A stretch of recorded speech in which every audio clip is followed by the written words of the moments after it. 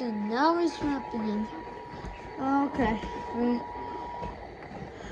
A high warning message for the following county. Hawaii.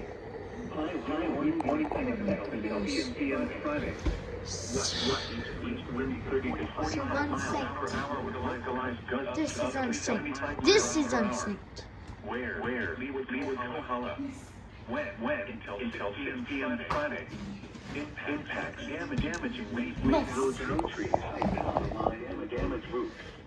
Power outages are possible. Oh my goodness. This is just unrelaxing.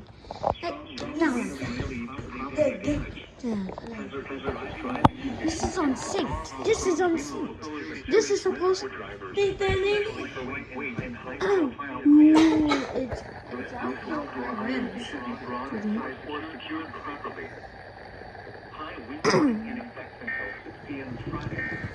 Oh my goodness. Wind 30 to 45 miles an hour with localized gusts up to 75 miles an hour. Where? Leeward Kohala. When?